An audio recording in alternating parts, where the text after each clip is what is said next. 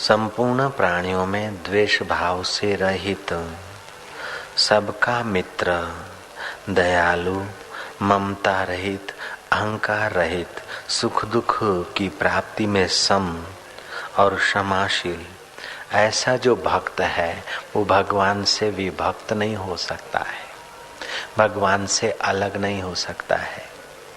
यो माम पश्यति सर्वत्र सर्वं च मयि पश्यति तस्याहं न प्रणश्यामि सच मेनं प्रणिशति। हम लोगों के जिम्मे में ये बात आती कि हम अपने हृदय को ऐसा बनाए। द्वेष रहित चित्त बड़ा प्रभावशाली होता है। जिसके प्रति हम द्वेष करते हैं उसका तो अमंगल हो कि न हो, लेकिन हमारा हृदय तो खराब हो ही जाता है।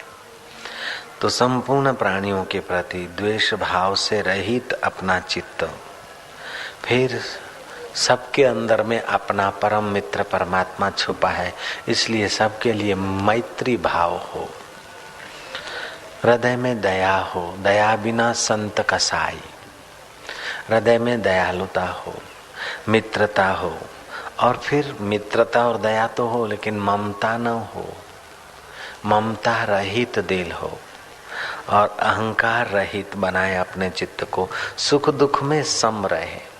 सुख और दुख को हम महत्व देते हैं, इसीलिए उसका प्रभाव पड़ता है।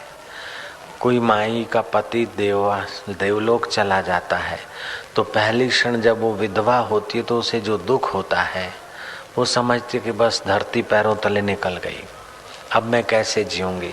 वही महिला 2 घंटे के बाद उतनी दुखी नहीं होती जो पहले क्षण दुखी होती है।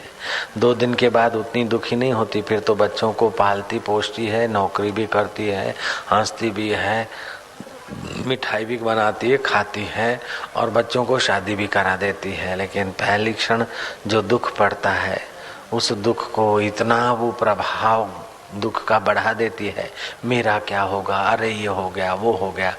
जैसे दुख गुजर जाता है ऐसे सुख भी गुजर जाता है। दुख और सुख आने जाने वाली चीजें हैं, इसलिए इनसे अपने हृदय को प्रभावित न होने दे। मान और अपमान आने जाने वाली चीज है।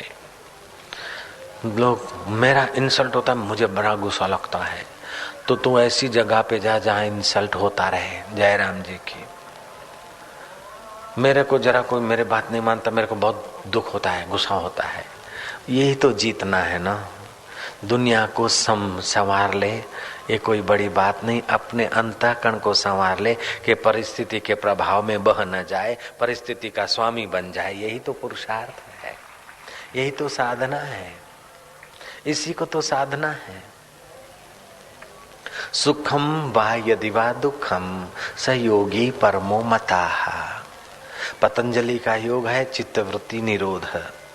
2 औषधियों के मेल को आयुर्वेद ने योग कहा, 2 अंकों के मेल को गणित ने योग कहा, चित्त की वृत्ति के निरोध को पतंजलि ने योग कहा। लेकिन कृष्ण का योग तो चलते फिरते, खाते पीते, हंसते खेलते, रोते झगड़ते, श्री कृष्ण का योग तो तुम कर सकते हो।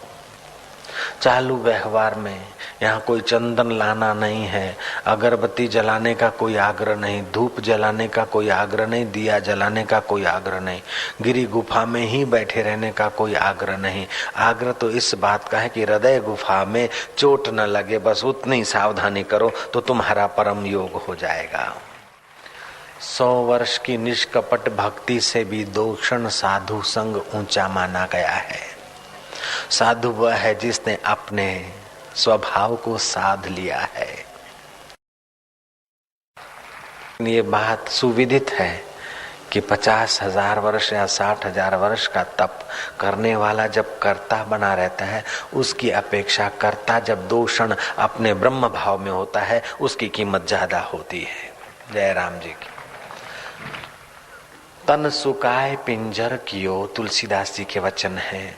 तन सुकाय पिंजर कियो, धरे रैन दिन ध्यान, तुलसी मिटे न वासना बिना विचारे ज्ञान। जब अद्वेष्टा सर्वभूतानां मैत्री करुणा एवच निर्ममो निरअहंकारा सम दुख सुख क्षमे ही वो अवस्था आ जाएगी, तो उसके आगे 60,000 वर्ष तप करने वाले कर्ता का कुछ सीमित अनुभव होगा, सीमित सामर्थ्य होगा, लेकिन वो पुरुष असीम से जुड़ गया है। समत्व योगम उच्चते। श्री कृष्ण अपने प्रिय अर्जुन को ऐसी बात सुनाते हैं कि सुनने मात्र से करोड़ों गौदान करने का फल मिले। स्नातम तेन सर्व तीर्थम, उसने सारे तीर्थों में स्नान कर लिया। दातम तेन सर्वदानम, उसके द्वारा सब कुछ दान दिया गया। कृतम से तेन सर्व यज्ञम, उसके द्वारा सब यज्ञ हो गए। ये न क्षणम मनः ब्रह्म विचारे स्थिरम कृत्वा, जिसने एक क्षण के लिए भी मन को ब्रह्म विचार में स्थिर किया है, उसने तो सारे पितरों को तर्पण कर दिया, उसने सारे तीर्थ कर लिए, उसने सारे यज्ञ कर लिए। ये वो विद्या है, गुह्य विद्या है, राज्य विद्या है, सुलभ विद्या है और प्राणी मात्र की निजी विद्या है। इस विद्या को पाया हुआ भक्त अद्वेष्टा सर्वभूतानां मैत्री करुणा एवच निर्ममो निरअहंकारा सम दुख सुख क्षमे ही। ममता भी नहीं होता है और अहंकार भी नहीं होता। ये प्रकृति हम लोगों को पाठ पढ़ाती है। जिस वस्तु में तुम ममता करते हो वहां से तुमको चपेट मिलती है, जिस व्यक्ति से तुम ममता ज्यादा करते हो वहां से धोखा मिलता है। ममता इन वस्तुओं से, व्यक्तियों से, परिस्थिति से मत करो, चित्त में समता बनाए रखो, तो आप ईश्वर के साथ बने रहेंगे। केबल कितना भी बड़ा हो लेकिन पावर हाउस के साथ नहीं जुड़ा है तो उसकी कोई कीमत नहीं। और पतला सा वायर आता है लेकिन पावर हाउस के खंभों से जुड़ा है तो उसी से फ्रिज भी चल जाता है और पंखा भी चल जाता है, बल्ब भी जल जाता है, ट्यूबलाइट भी जल जाती है और महाराज कपड़े भी प्रेस हो जाते हैं तो हीटर पानी गर्म भी कर लेता है। केवल वो वायर पावर हाउस से जुड़ी है। ऐसे समता वाला चित्त अनंत ब्रह्मांड नायक परमात्मा से जुड़ जाता है। वो दिखता है 5.5 फुट का व्यक्ति, लेकिन अनंत अनंत ब्रह्मांडों में जो व्याप रहा है चैतन्य, जिसमें सूरज और चंदा और तारे लटक रहे हैं, उस आकाश से भी ज्यादा उस योगी की अपनी व्यापक वृत्ति होती है। उस ब्रह्मवेता को कौन से शब्दों से आप हम मापेंगे तोलेंगे। अष्टावकर मुनि जनक को कहते हैं तस्य तुलना न जायते, तस्य तुलना के न जायते। उस महापुरुष की तुलना तुम किससे करोगे। दिखता तो शरीर में है लेकिन अनंत अनंत ब्रह्मांडों में फैला हुआ चिदाकाश स्वरूप में वो स्थित योगी है जो समता को प्राप्त कर चुका है। ऐसे पुरुष का दर्शन भी बहुत हित कर लेता है। ऐसे पुरुष के वचन भी बड़ा गहरा असर करते हैं।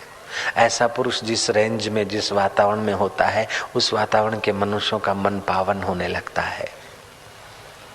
अद्वेष्टा सर्वभूतानां मैत्री करुणा एवच निर्ममो निरअहंकारा सम दुख सुख क्षमी। बस ये श्लोक आत्मसात कर लिया, साधु की साधना पूरी हो गई, योगी का योग सफल हो गया, तपी का तप सफल हो गया, जपी का जप सफल हो गया, विरक्त की विरक्ति सफल हो गई, गृहस्थी का गृहस्थ्य सफल हो गया।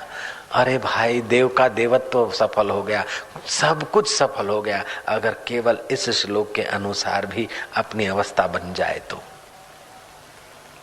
दुर्योधन ने अपने पिता को, धृतराष्ट्र को कहा कि मेरे पास राज्य है, पांडवों से मैंने सब छीन लिया, फिर भी पांडवों की जो इज्जत है, खुशी है, प्रसन्नता है, उसके आगे मैं अपने को बड़ा दुखी समझता हूँ, मैं अपने को कंगाल समझता हूँ। धृतराष्ट्र ने कहा कि पुत्र, मैं तेरे को प्राचीन कथा सुनाता हूँ। देवराज इंद्र ने ऐसा ही सवाल किया था अपने गुरु बृहस्पति से कि प्रहलाद दैत्य कुल में पैदा हुआ है, फिर भी प्रहलाद को जो शांति, आनंद, यश मिला है और प्रसन्नता मिली है, उसके आगे मेरा स्वर्ग का वैभव मुझे तुच्छ लगता है। साधन मेरे पास ज्यादा है लेकिन खुशी प्रहलाद के हृदय में ज्यादा है। बृहस्पति ने कहा कि प्रहलाद शील का पालन करता है। शील माना क्या? प्राणी मात्र के प्रति अद्रोह। आप यहाँ जो बैठे हैं, यहाँ जहाँ भी जी रहे हैं, आप अकेले नहीं हैं। आप व्यष्टि समष्टि से जुड़े हैं। जैसे आपका श्वास विराट श्वास से जुड़ा है, ऐसे आपका हृदय का आकाश महाकाश से जुड़ा है। ऐसे आपके हृदय को चलाने वाला चैतन्य जीवात्मा परमात्मा से जुड़ा है। आप अगर कर सकें तो ये प्रयोग करिए। मुझे बहुत फायदा हुआ है, बहुत लाभ हुआ है। आपको बताता हूँ, आप करेंगे तो बहुत लाभ होगा। जो भी जिस भगवान को मानते हो, जिस धर्म को मानते हो, खूब मानो, हमारी मना नहीं है। जिस गुरु को मानते हो खूब मानो, हमारी मना नहीं। लेकिन मुझे जो लाभ हुआ है आपको बताता हूँ, आप करके देखो, बहुत लाभ होगा।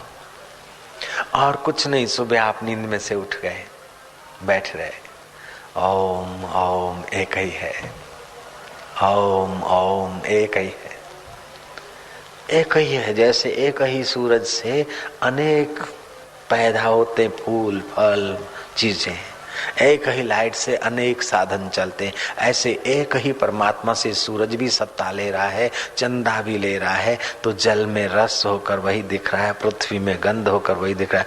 ओम ओम एक ही है, ओम ओम ओम। ओम का मतलब एक ही है। स्वामी राम तीर्थ घड़ी पहनते थे। कोई पूछे स्वामी जी जरा टाइम बताओ, बोले एक। चाहे 5 बजे तो स्वामी जी टाइम, बोले एक।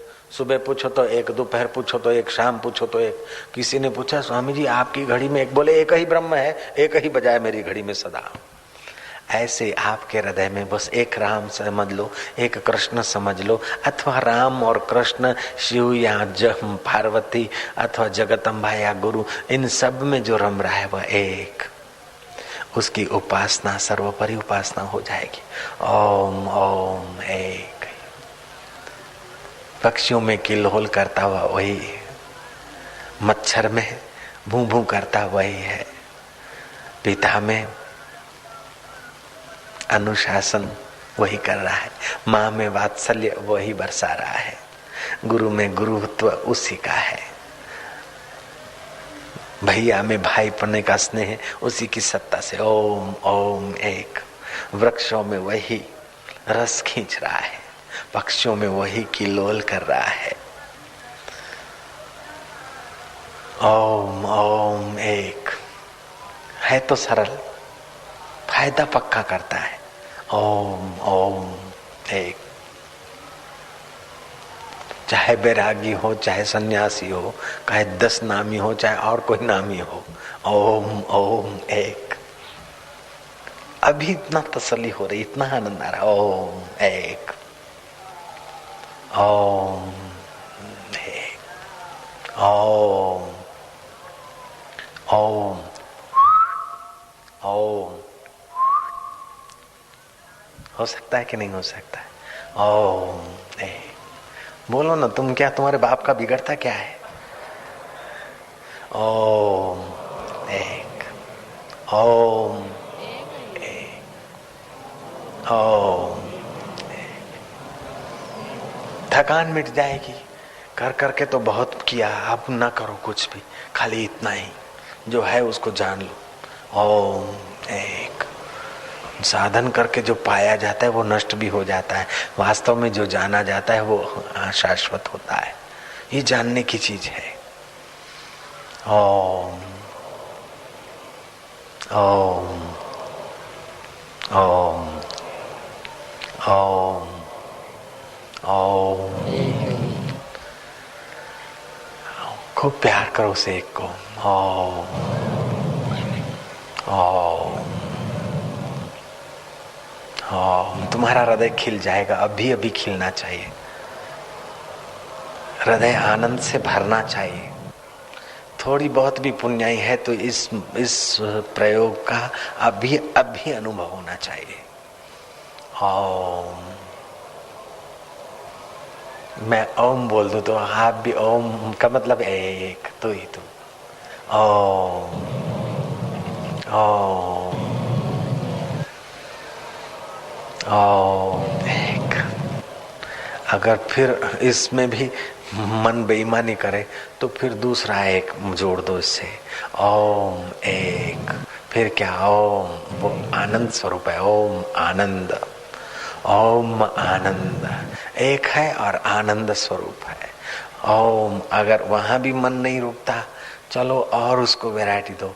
ओम आनंद, ओम आनंद, ओम आनंद, ओम एक एक, ओम एक, ओम आनंद, ओम पूर्णा, ओम पूर्णा। बस इतना ही थोड़े दिन, 1 आध घंटा सुबह नींद में से उठते समय 5-10 मिनट और बाद में पूजा में बैठते समय, बस। और 2-4 दिन में आपका शरीर निरोग, मन प्रसन्न और बुद्धि में परमात्मा का प्रसाद बिल्कुल आ जाएगा, पक्की बात। ओम। थारा बापरो जाए काहे, तुम्हारा बिगड़े काहे, जो है वही याद करना है। झूठा जो घुस गया है कचरा, उसको हटाने के लिए, अंधेरे को हटाने के लिए रोशनी चाहिए बस। कांटे से कांटा निकलता है, द्वैत घुस गया, अनेक घुस गया, ओम का है, मार दी गदा एक, बस। मेरे गुरुदेव कहा करते थे कि देख भैया, घर में खड्डे हों तो वो गोबर से या तो सीमेंट से भर सकते हो, घर में गंदगी है तो झाड़ू से निकल सकती है, लेकिन अंधकार न झाड़ू से निकलेगा, न गोबर मिट्टी या सीमेंट कंक्रीट से हटेगा। अंधकार को तो हटाना है तो प्रकाश करो, और प्रकाश करो तो बाद में वो खड्डे बड्डे भरना आसान हो जाएगा। अगर अंधकार में घर में घुसोगे तो ठोकरें खानी पड़ेगी। इसलिए अंधकार है अविद्या, अविद्या से सारी मुसीबतें चलती है। अविद्या, अस्मिता, राग, द्वेष, अभिनिवेश, ये सारा कचरा उसी के बाद आता है। तो ओम एक ये विद्या है, ब्रह्म विद्या है। बस लाइट कर दो, स्विच ऑन करने में देर कितनी। ये कठिन नहीं है, अटपटा है, झटपट में समझ में नहीं आता। एक बार समझ आए तो सारी खटपट मिट जाए भांजे। नारायण नारायण बोलो ना, नारायण नारायण नारायण। द्वेष द्वैत में होता है, ओम एक अद्वेष्टा सर्वभूतानां मैत्री करुणा एवच। दायां हाथ बाएं हाथ की सेवा करता है तो कहीं अहंकार होता है क्या? किसी को कहने जाता है क्या? नहीं। अंग भिन्न भिन्न है फिर भी कुल मिला के तो ओम एक ही है। ऐसी समाज में भी भिन्न भिन्न मॉडल है फिर भी कुल मिला के ओम एक। बड़ी उंगली छोटी से भिन्न है, अंगूठा चारों से भिन्न है, पैर की उंगलियां भिन्न है, नाक की डिजाइन भिन्न है तो कान की बिल्कुल निराली, आंख की डिजाइन निराली तो मुंह की डिजाइन और निराली, और महाराज कमर की डिजाइन अलग तो पैरों की डिजाइन अलग, फिर भी कुल मिलाकर मैं। ऐसे ये सब अलग अलग दिखते, 5 भूत और भौतिक, फिर भी कुल मिला के ओम एक। शक्कर के खिलौने बनते हैं, गरबा लोग गाते ना गुजरात में, तो शक्कर के खिलौने बनते हैं, वो दिए जाते प्रसाद में, भेंट में।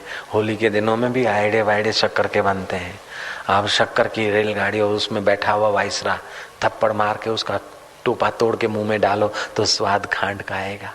शक्कर का बना हुआ हाथी और उस पर बैठा हुआ राजा, राजा की मूंछ तोड़कर मुंह में डालो तो मीठी लगेगी। जयराम जी को तो बोल दो। शक्कर का बना हुआ ऊंट और उस पर बैठा हुआ सोल्जर, सोल्जर का मुंह में डालो तो स्वाद खांड का आएगा, सोल्जर का स्वाद नहीं आएगा। नारायण बोलो ना, नारायण नारायण नारायण। धर्म का नाम मजूरी नहीं है, धर्म का नाम तप तप के अपने को खपाना नहीं है। जो अति विलासी आदमी है उसके लिए तपस्या है, लेकिन जो साधक भक्त है, श्रद्धा है, पवित्र है, उसके लिए तो खाली ओम है, ओम है। आनंद ही आनंद, हर रोज खुशी, हर दम खुशी, हर हाल खुशी। जब आशिक मस्त फकीर हुआ तो फिर क्या दिलगिरी बाबा। अद्वेष्टा सर्वभूतानां मैत्री करुणा एवच निर्ममो। देह को मैं मानोगे तो ममता आएगी, लेकिन सब एक और एक में सब, तो ममता को कहाँ रहना है, वो तो भागेगी बेचारी। जैसे अंधेरे में भूत प्रेत डाकिनी साकिनी अलावा बला का भय होता है, रोशनी हो गई तो सब छू हो जाते हैं, ऐसे ओम है आनंद।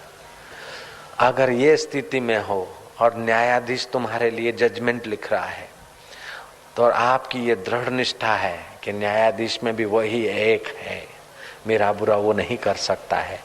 ओम एक। जैसे आप अपने किसी उंगली का बुरा नहीं कर सकते, नाक का बुरा नहीं कर सकते और कान का बुरा भी नहीं कर सकते, चाहे गाल पे थप्पड़ मार दे मच्छर है, फिर भी गाल का बुरा करने का तुम्हारा इरादा नहीं है, जयराम जी बोलना पड़ेगा। चाहे आप खुजला दें और चाहे कड़वी दवा भी पी लें, चाहे यूं कर ले, लेकिन फिर भी आप अपने शरीर का बुरा नहीं करते। ऐसे ही ओम एक कर दिया तो आपका बुरा ब्रह्मांड में कोई नहीं कर सकता, किसके बाप की भी ताकत नहीं। ये वो बुंदी, ये वह बूटी है, ये वह कुंजी है जिससे सारे ताले खुलते।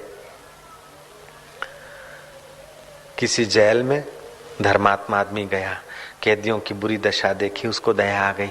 अरे की रोटी खाते हो? अच्छा मैं कल भंडारा करता हूँ। उसने भंडारा किया, जेलियों को भोजन करा दिया।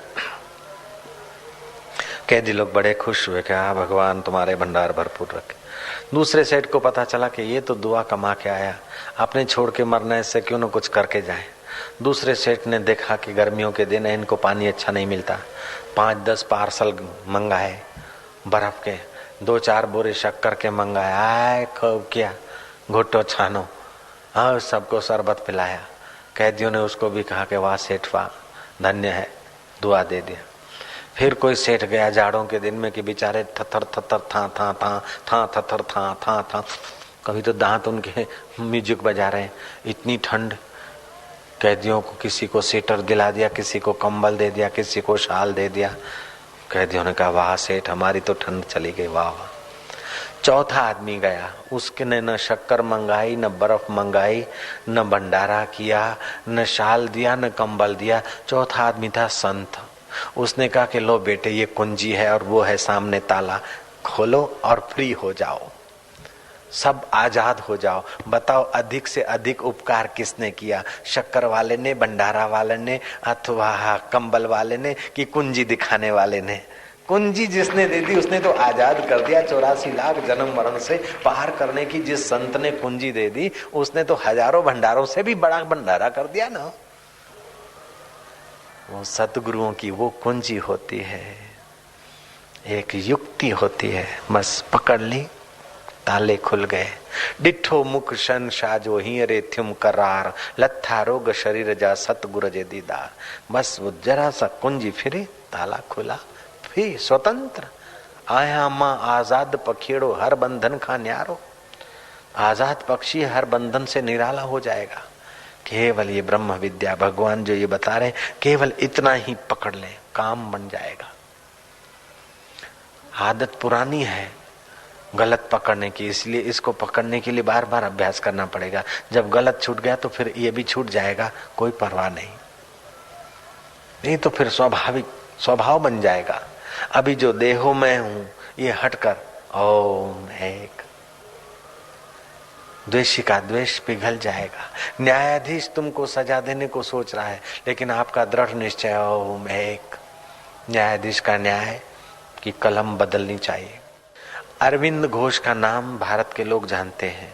अरविंद घोष ने पुस्तक शास्त्र पढ़े और वो उस नतीजे पे आए कि भगवान को जिस समय जो काम करना होता है उस समय उस अनुरूप अवतार लेते हैं, या तो महापुरुषों के हृदय में अवतरित होकर वो काम करते हैं।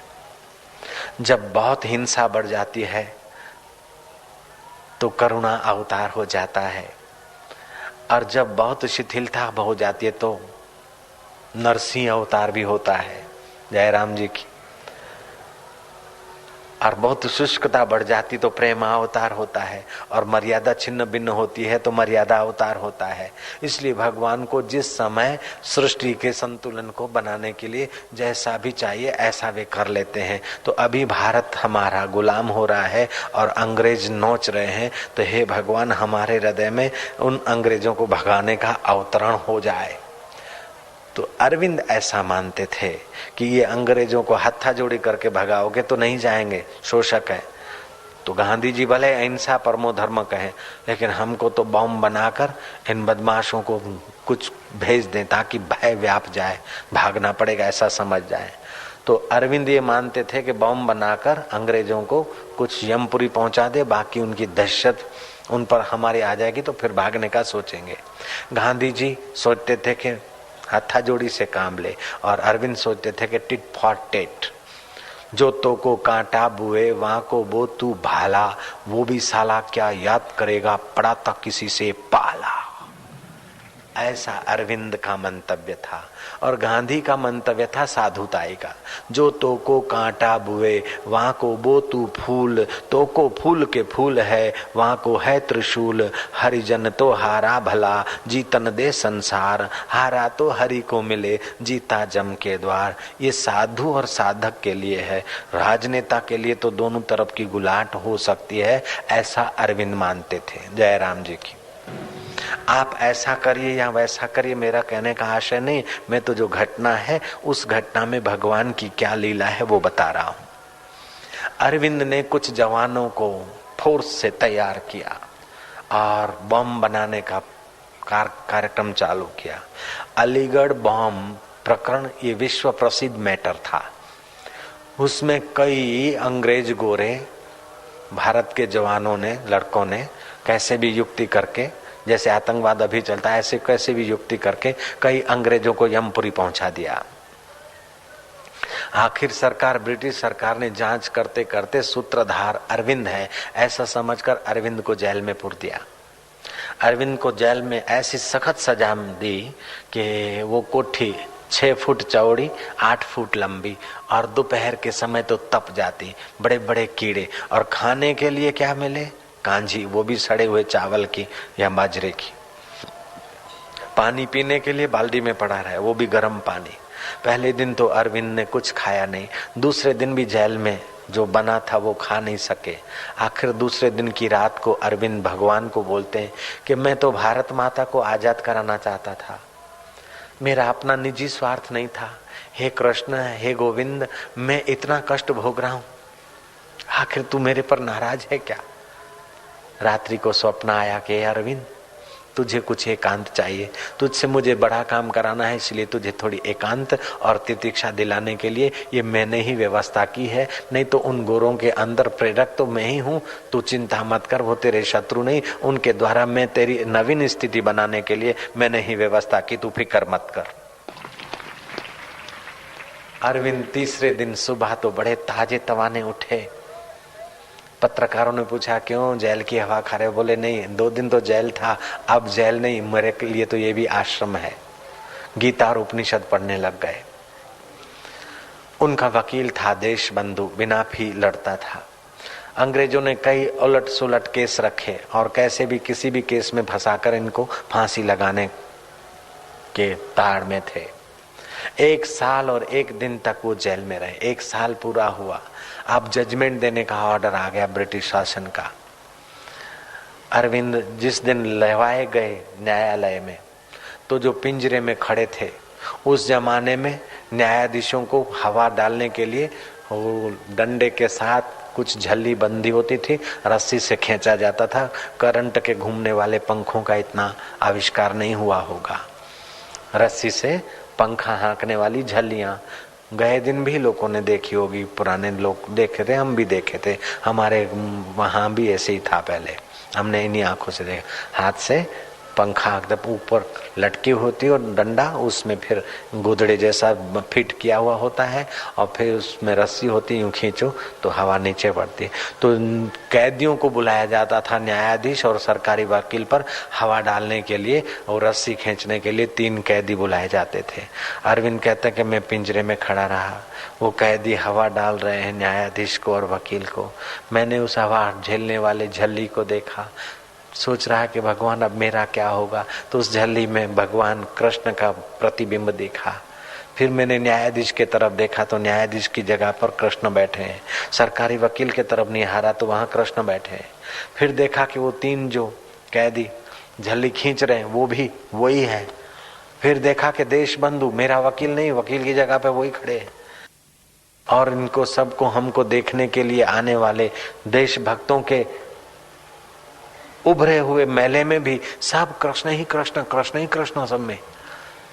फिर मैंने उस जाली के तरफ देखा तो भगवान मुस्कुराए हुए मिलते हैं कि पागल, जब सब में मैं हूं तो तू चिंता क्यों करता है, जो होगा तेरे लिए अच्छा होगा। मैं तो शांत हो गया। देश बंधु के द्वारा न जाने भगवान एक से एक तर्क लड़ाकर उस न्यायाधीश की खोपड़ी में वो सिद्ध कर चुके कि ये अरविंद निर्दोष है। शाम होते होते सरकार कृत निश्चय थी, फिर भी न्यायाधीश को ये जजमेंट देना ही था और कोई गुनाह साबित हुआ नहीं। न्यायाधीश को कहना पड़ा कि अरविंद निर्दोष। ये बात सुनते ही देशभक्तों से वो कोर्ट कचहरी नाच उठी। जय श्री कृष्ण, जय श्री अरविंद, जय श्री कृष्ण, जय श्री अरविंद। कहने का तात्पर्य है कि जब तुम सब में एक देखोगे तो ब्रिटिश सरकार, जुल्म करती हुई सरकार का भी कलम बदल सकता है। तो फिर अपने घर वाली या घर वाले का दिल बदल जाए, पड़ोसी या भाई बहन का दिल बदल जाए तो क्या बड़ी बात है, क्योंकि उनकी दिलों में वही दिल भर रहता है। ओम एक, ओम एक। भले फिर कृष्ण की आकृति न दिखे, राम की आकृति न दिखे, लेकिन रोम रोम में रम रहा है। कर्षति आकर्षति थी कृष्ण, जो सबको कर्षित करता है, आकर्षित करता है, आनंदित करता है, वो आत्मदेव का नाम ही कृष्ण है।